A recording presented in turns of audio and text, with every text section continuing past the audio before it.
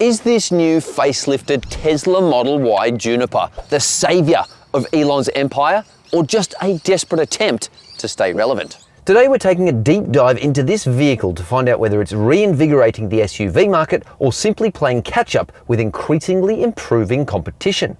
After spending a week with this EV, I've got some thoughts that are, well, they're guaranteed to make someone somewhere very, very angry.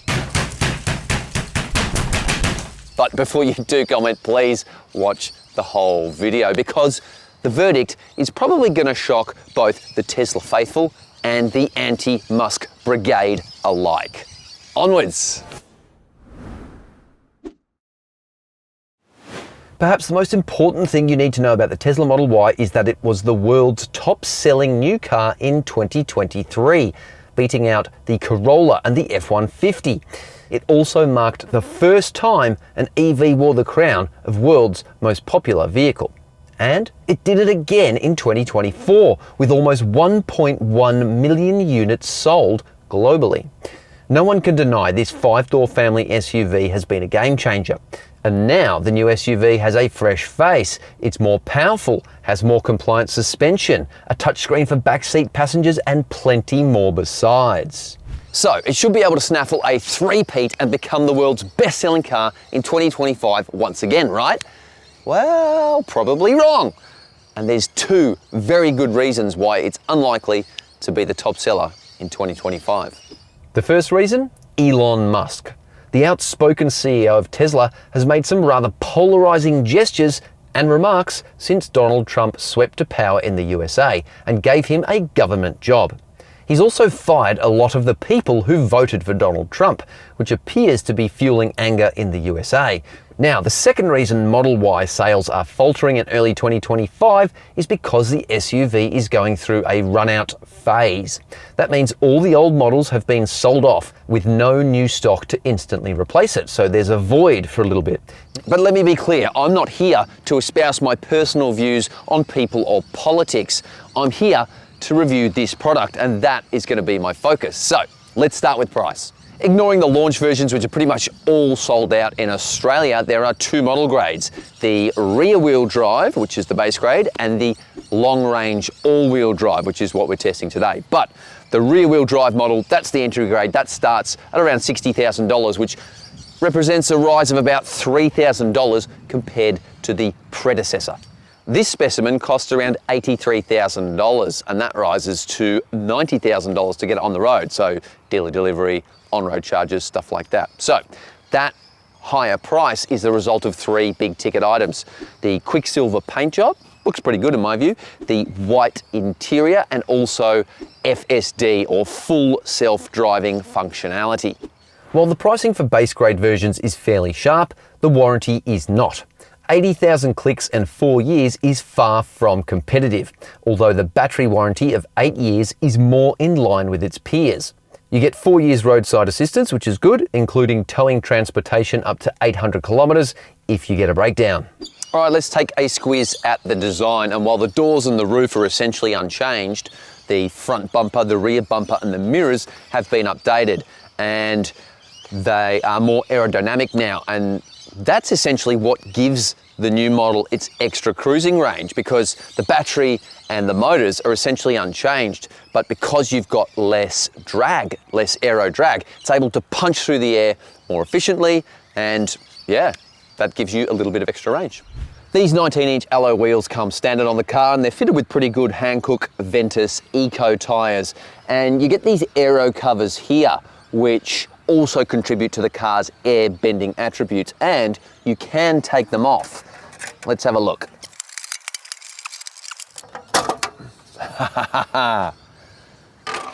So this is what they look like without the covers. They're actually not bad. They're black, and for an extra $10 or so you can get the little center caps to fill them in as well, and they should be available shortly on the Tesla shop.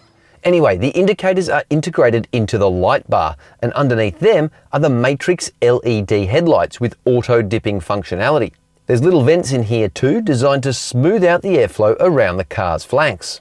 At the rear, you've got this fancy pants 1.6 meter long LED tail light setup, which shines down from this LED here onto this unique applique. It's got an interesting patina to it. I quite like it. I like what they've done. This thermoplastic rear spoiler also improves aero and makes the back end look a bit less blobby than before. And it's got a really flat underbody as well, again, improving that aero. Tesla vehicles are known for being super powerful, ludicrous mode and all that sort of stuff. And this pumps out, well, no one really knows for sure. It's strange. Tesla has always been very secretive about the power outputs of its vehicles. But we do know from Chinese certification figures that the entry-level rear-wheel drive models pump out 220 kilowatts. That's not too shabby for an entry grade. And this dual motor all-wheel drive version pumps out 50% more power at 331 kilowatts. And it is not messing around. This thing is very, very quick when you give it the beans.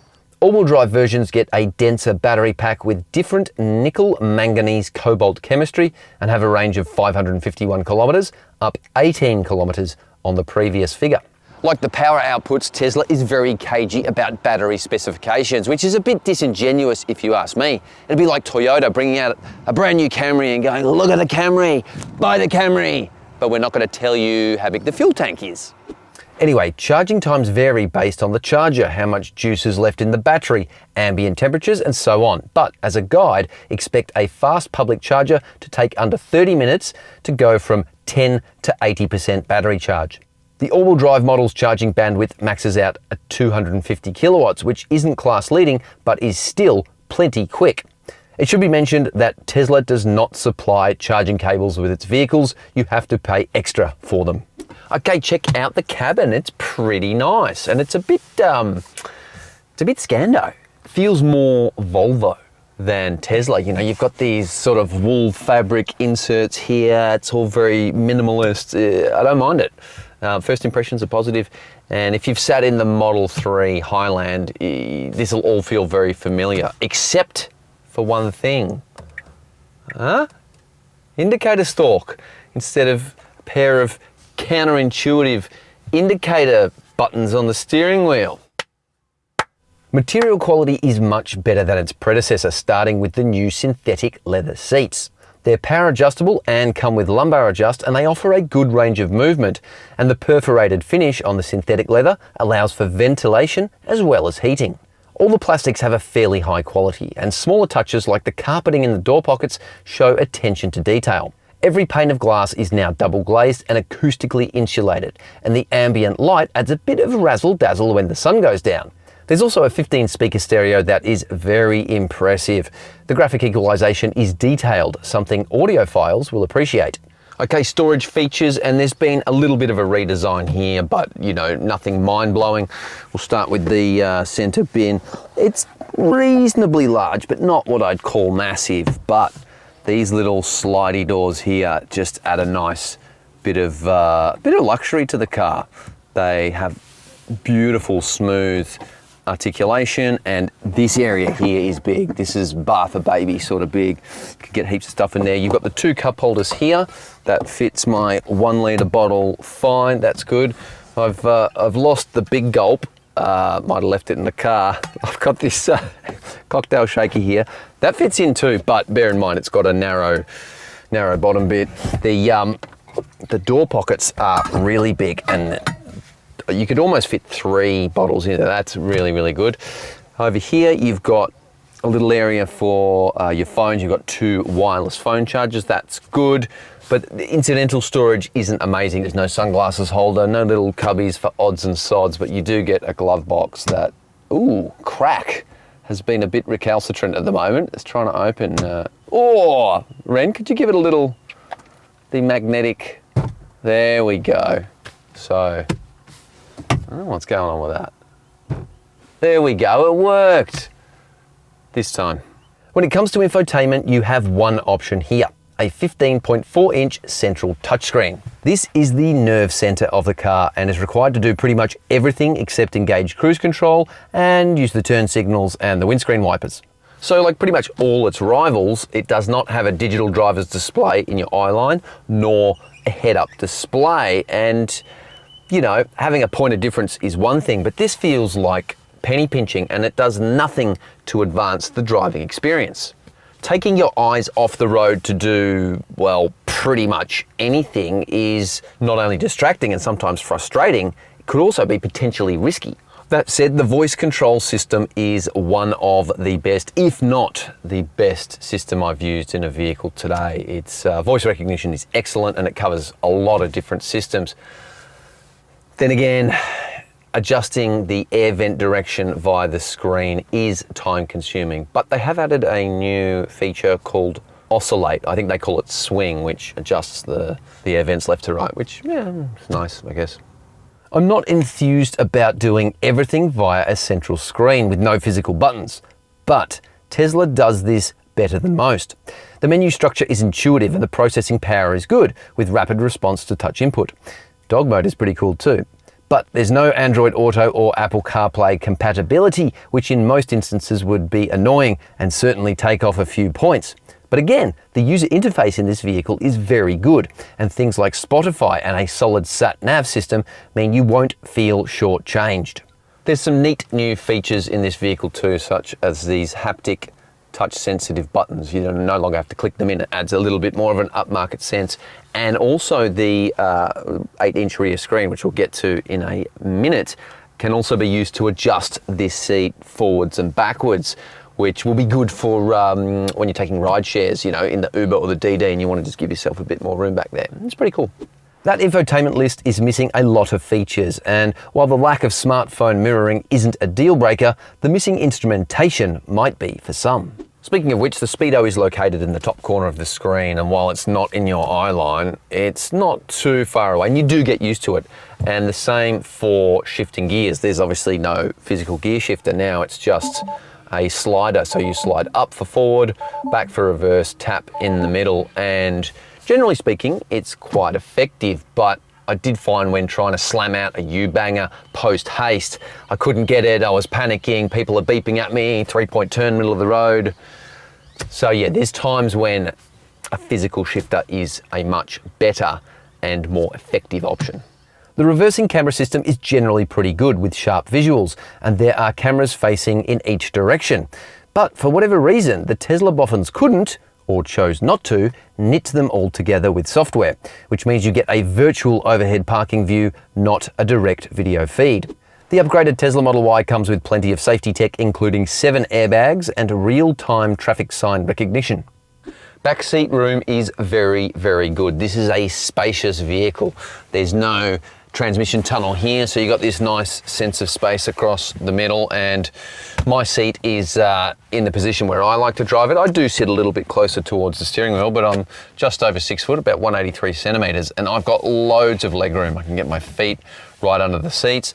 Headroom actually isn't too bad with that glass roof either, and again, the seats are lovely. This synthetic leather is really, really high quality. It's nice. And both outboard seats are heated as well. So it's good if you live in the southern states, maybe West Oz, South Oz, Victoria, nice in winter. Have a look at this curved glass roof. It is delightful. It's divine. It's huge. And the airiness it brings to the interior is lovely, but also the views. Like if you're driving through like an old growth forest up in the hills, mate, this is the stuff. And Tesla says it's got a new coating on it that reflects 7 times more solar energy than the previous model. And that's all well and good, but this thing is still very hot, and there's a massive hole in the ozone layer in the southern hemisphere that doesn't care about the coatings on your roof. And the fact of the matter is, what is it at the moment? It's 22 degrees today. It's not that hot. It's, clear skies and sunny. And we've had to open the windows here because it's getting hot in here. My advice would be spend $100 or so on the official clip-in sunshade, because otherwise it's going to get stinking hot in here. I kind of feel like when you're spending this much money on a car like this, that should really be a standard feature in a hot climate country such as New Holland. Amenity ain't bad, with 2 USB ports and of course the adjustable air vents, but you have to adjust them via the touchscreen, and it's small and can be a little bit fiddly. There's touch button reading lights and super smooth coat hooks, a fold-out armrest with cup holders, plus seat back pockets, emergency door latches, twin ISOFIX and top tether child seat anchorages too. And then you've got this 8-inch touchscreen in the back. This is new and it's an absolute cracker. It's a great feature. So it's got a lot of functionality, but one of the coolest things is that you can add Bluetooth devices. So a lot of people will add the old wireless cans, the headphones, and you can add 2 of them. So 2 passengers in the back can listen to, let's have a look, you can listen to music, or you can check out Netflix, YouTube, bit of shoutcasting, some video gaming on Twitch, yeah. So that's a really cool feature. I do like that. And it means the people in the front seat can listen to their own music through the regular system and not be annoyed. There's also a really good selection of video games here too, which I really like. Vampire Survivors, award-winning game, but my favorite is Skyforce Reloaded. This is a very cool game. I've played this a lot on my iPad, and you can also use Bluetooth to connect video game controllers as well. You can use your phone as a quasi video game controller. I love this stuff. I reckon it's really cool. The power operated boot reveals a slightly wider aperture than before. It's got a big mouth, that's nice. And the boot space is very, very generous. This is a large boot with heaps of room. I mean, you could do a full Christmas grocery shop loaded up, and there's heaps of extra room under here as well. Plus, it's been reprofiled so that there's a little spot for the cargo cover, but have a look in there. That is absolutely huge. There is a lot of extra room in that bucket. Now, this new cargo cover is really cool. It locks into place magnetically, so it seals really nicely, and this can help improve acoustics a little bit in the cabin, a little bit quieter in the back. Plus, it's pretty serious. I mean, I wouldn't sit on this. I reckon I'd break it, but you could put like beach towels and all sorts of stuff on here, no problem. It's a good setup. Hit these buttons and the powered rear seats fold flat, which is a great feature. You can squeeze a bike in there, maybe some ladders and tools. And if the front seats are too far forward and someone tries to fold them, it will actually automatically reposition the front seats momentarily to allow the back seats to fold properly. Amenity is lacking though. You only get one small rear boot light up here and no bag hooks or tie-down points. A small but significant change has been made to the vehicle's frunk, which can be opened via the app. That's pretty cool. So it's the same size as before, but the seals have improved a bit. You've got rubber seals here, and there's a little drainage plug with a pipe that goes down underneath the car, so you can fill it up with ice or water and then drain it, which is such a great idea. So yeah, you can make this a little chili bin, or there's also accessories coming for it. So there's a lot of versatility there. I like that they're sort of thinking laterally with some of the elements of this car. But the question is, are all these improvements we've seen in the interior going to translate to the drive? Let's check it out. First impressions once moving, well, I noticed the steering wheel's kind of small, and I like that. It gives it like, I feel like I'm really in control. But the second most important impression is that it is a significantly more pleasant vehicle to drive than its predecessor, and a big part of that are the new shock absorbers and the way in which the car reacts to different road surfaces. It's just better in almost every respect. Tesla says the frequency selective dampers improve ride comfort and reduce impact harshness. And that ain't no lie. The new suspension imbues a more upmarket feel on the car. It's far more forgiving over big bumps, over tears, lesions, rents in the road. And you don't have to brace yourself when you approach them like you did in the previous model. And the dynamic package as a whole has a far more premium feel to it. The car just feels a bit more settled, a bit more mature. And it's not just the way the wheels dive in and out of potholes and over speed bumps. It actually feels more like a luxury car than it did before. The improved suspension compliance, supported by a more progressive steering setup that doesn't feel as inert as the previous Model Y. It's got a nice heft to it as well. There's some weight there, which I like. Powertrain performance is excellent. This Chinese-built SUV is seriously brawny, and there's a real seriousness to its power delivery. It just gets up and boogies. And the dual motors, there's an insistence to them that you don't get in many of its rivals. It just gets on and starts humming along. I do like that. At the same token, if you're just plodding about, you're just dawdling along through the suburbs, light throttle applications, it's fine. And the throttle is actually, it's got really nice modulation. So yeah, it's really happy at lower speeds. The brake pedal is not quite as good. It doesn't have a lot of feel, feels a bit, most cars you've got a bit more travel and there's a bit of a difference of feel. This one feels almost binary. It's either on or it's off. I mean, it's not terrible, it's not binary, but yeah, I feel like a little bit of calibration there wouldn't hurt. And when you're just poodling around, there's an added sense of luxury thanks to the car's improved refinement levels. Tesla reckons the cabin is now 20% quieter, largely due to the acoustic glass. Now, it's definitely quieter than before, and especially so on the freeway. The chassis engineers have done a tip-top job in making this car drive with a greater sense of solidity and sophistication than before. When push comes to shove, the Hankook tyres do a pretty good job. There's plenty of grip there. And if you do push a little bit too hard, you get a bit of neutral understeer from the front end. It's nice and safe. You know, you're not going to be punished for being a bit of a wally if you find some good corners.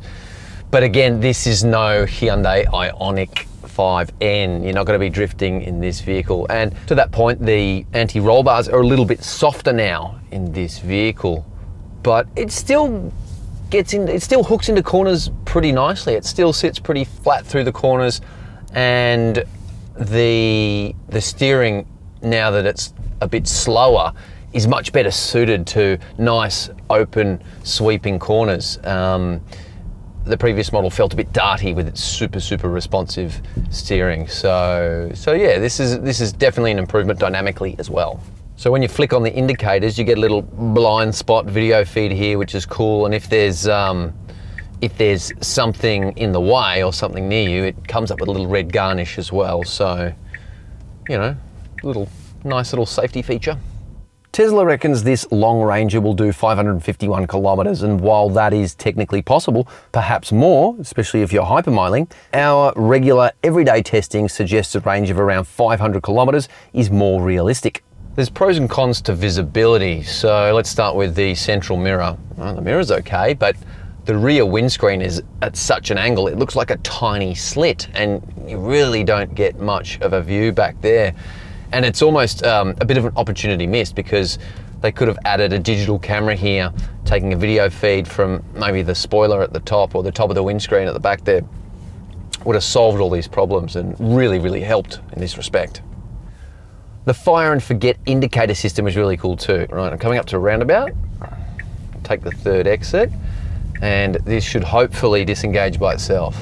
And yeah, nice. And it does it on when you're changing lanes as well, and it's probably the most effective auto-cancelling indicator system I've ever used. I reckon it's only got it wrong once or twice. I'm gonna say 97, 98% of the time, it nails it. Let's try the indicator again. Ooh, corrective steering applied for your safety. Thanks, buddy. Don't know what would have happened if that didn't cut in. Ultimately, the new Tesla Model Y Juniper is a big improvement over its predecessor and a lovely vehicle to drive. The tech is impressive, and although the execution via a single screen can be annoying at times, it is one of the better single screen systems you'll find on the market today. Hate the artist, not the art. That's my takeout from this test. This vehicle represents good value for money, and while the Musk factor may be too much to bear for some buyers, there's no denying that Tesla engineers are very good at what they do. Tesla calls this Model Y Juniper an evolution. Critics will call it a desperate attempt to maintain relevance. What do I think? Well, after a week behind the wheel, it is manifestly clear that this is a hugely improved vehicle compared to its predecessor. Class leading? Maybe not. But Tesla has listened to customer feedback and has made good on its promises, delivering what is ultimately a very impressive EV.